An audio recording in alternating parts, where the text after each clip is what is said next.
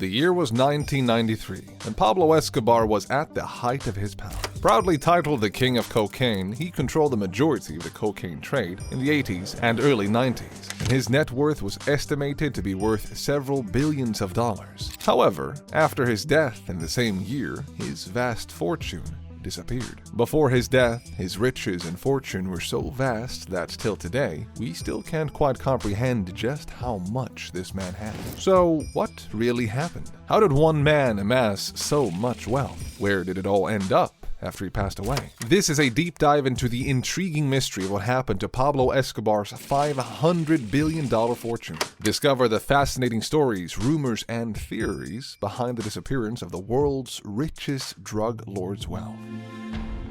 Pablo Emilio Escobar Gaviria was born on December 1st, 1949, in Rio Negro, Colombia. Young Pablo wasn't born into a life of affluence or comfort. In fact, he was born into a life of almost abject poverty. Being forced to drop out of school and living on the streets led to early exposure to a life of crime. As a young kid, he made a living off petty thieving and street hustling. He would steal cars and then sell them to smugglers who would take them across the border to neighboring countries. Not long after seeing what the streets were made of, Pablo quickly realized that he would never truly make it as a petty thief. He realized that the real money wasn't in small-time theft, smuggling cars, or whatever else. It was in the drug trade. It wasn't too long after this epiphany that he started working in drug circles, trafficking marijuana and cocaine. This was in the 1970s, and sure enough, his career started to bloom. He began working with a group of Colombian smugglers known as the Medellin Cartel. It seems Pablo was exceptionally good at what he did because in less than a decade or so, he soon became one of their most successful and ruthless members. In the early 1980s, the demand for cocaine in the United States skyrocketed. We're talking about a decade of excess, indulgence. The use of drugs, especially cocaine, was at an all-time high, and Escobar and the Medellin Cartel became the main suppliers of the drug. They controlled every aspect of the drug trade, from production and transportation to distribution and sales. Escobar's wealth and power grew rapidly, and this was when he earned his legendary title as the King of Cocaine.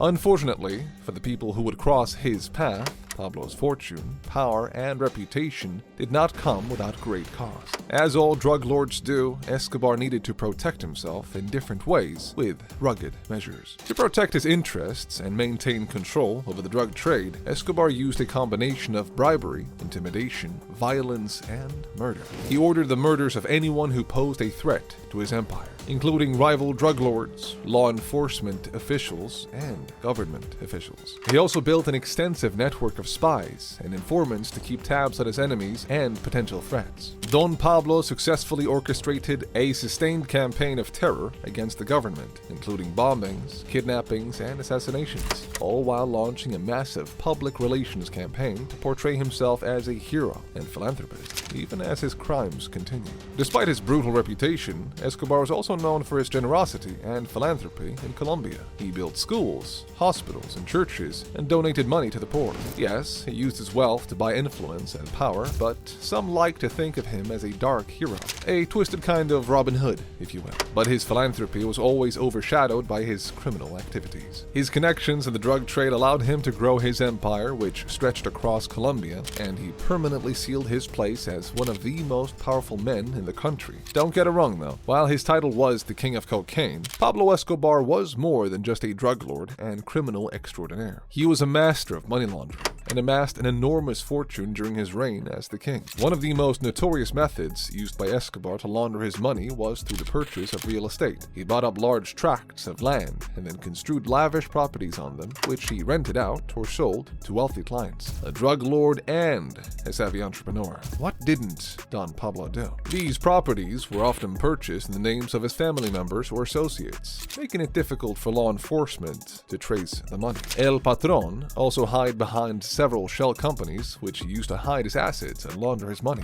These companies were often based in offshore tax havens where regulations were lax and it was easy to keep the true owners of the companies secret. But perhaps the most infamous method used by Escobar to launder his money was the black market peso exchange. This involved trading drug money for pesos through a network of brokers and currency traders. The brokers would take the drug money and use it to purchase goods from legitimate businesses in the United States. The goods would then be shipped shipped to Colombia, where they would be sold for pesos on the black market. The pesos could then be used to buy more drugs or to purchase other assets. At the peak of his career and reign, he was making well over $400 million a week.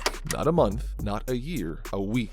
He owned properties all over the world, including a luxury mansion in Miami Beach and a private island in the Bahamas. He also owned planes, boats, and cars, and he had an extensive collection of art and jewelry. Whatever brand of luxury and riches you can imagine, Don Pablo probably had it in multiple folds. But what happened to all that money? What did he do with it all? Where were the government and the authorities while all of this was going on? Despite his massive fortune, Pablo Escobar was notoriously secretive about his finances. He hardly kept records or even shared any real figures with his close associates. This has led to speculation that much of his fortune remains hidden or has been lost over time. Back to the government's reaction to the growth of a monstrous drug empire, the Colombian government soon set sights on Escobar. The Colombian government made several attempts to capture him, but he always managed to evade them. Somehow, he always managed to stay one step ahead, and we know exactly how. He had nearly everyone important in his pocket and killed those who would not comply. It was as simple as that. His power and influence were so great that he was able to buy off politicians and law enforcement officials, making it almost impossible to bring him to justice. There is a persistent rumor that in the early days of his drug empire, Pablo Escobar burned stacks of cash to keep himself and his associates warm while they were hiding out in the mountains. The story goes that they had so much money that they didn't know what to do with it, and burning it was the most practical way to stay warm in the cold mountain climate. While there is no hard evidence to support this particular story, it is not entirely implausible. Escobar was known for his extravagant spending habits and his willingness to do whatever it took to maintain his power and influence.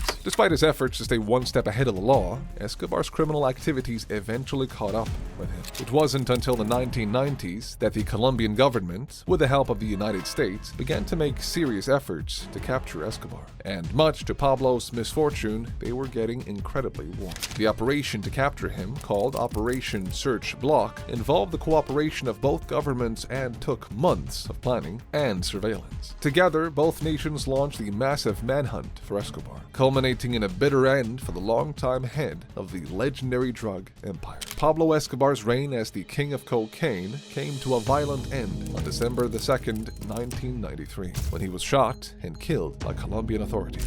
But the circumstances surrounding his death remain shrouded in controversy and conspiracy theories. In the months leading up to his death, Escobar had been living as a fugitive, hiding out in various safe houses throughout Colombia. He was being pursued by a joint task force of Colombian National Police and the U.S. DEA agents who had been hunting him for years. On the day of his death, Escobar was located at a safe house in the middle-class neighborhood of Los Olivos in Medellin. Colombian authorities, led by the elite search block unit, stormed the house and engaged in a fierce gunfight with Escobar and his bodyguards. The details of what happened next are still disputed. According to the official account, Escobar was shot and killed while attempting to escape across the rooftops of nearby buildings. However, some people still believe that he was executed by the authorities or that he committed suicide rather than be captured. After he was finally taken down, it was like cutting off the head of a hydra. The beast was still there, but it had lost its leader and it began to thrash around in confusion and despair. The empire that had once been so powerful began to crumble from within. Like a sandcastle at high tide, no one could fill the void left by Pablo's death, and so the empire fell apart, piece by piece, until there was nothing left but dust and memories. In the aftermath of Pablo's demise, many of his followers and associates were arrested or killed, and his criminal empire crumbled. So, what happened to the bits and pieces of the fallen empire? Where on earth did all the money go? What did the government do with it all, or did they even find it? Well, the short answer is that it's complicated. The Colombian government launched a massive manhunt to track down his assets and put an end to his criminal empire once and for all. But the task was easier said than done. After all, Escobar had been one of the richest men in the world, with an estimated net worth of over $30 billion at the height of his power. When Escobar was alive, he used a complex system of front companies, offshore bank accounts, and trusted associates to launder his drug money and hide it from the authorities.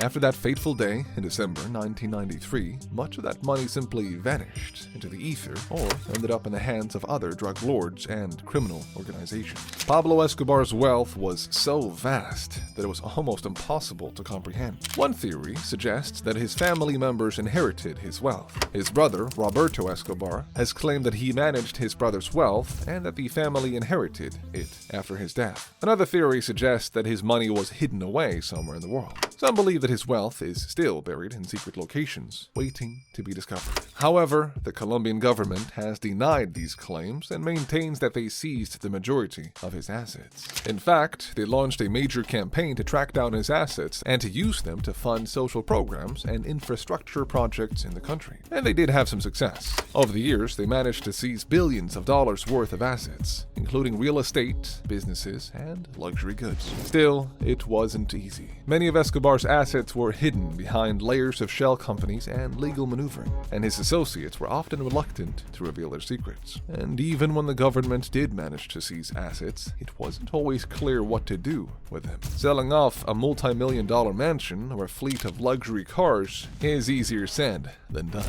So, while the Colombian government did make some progress in tracking down and redistributing Pablo Escobar's wealth, much of it remains unaccounted for to this day. And even more importantly, the legacy of his criminal empire lives on in the continuing drug trade, the violence that plagues the country, and the memory of one of the most infamous criminals in history. Hey, thanks for watching. See you all next time. And don't forget to subscribe. Also, click that like button if you want to see more of these videos.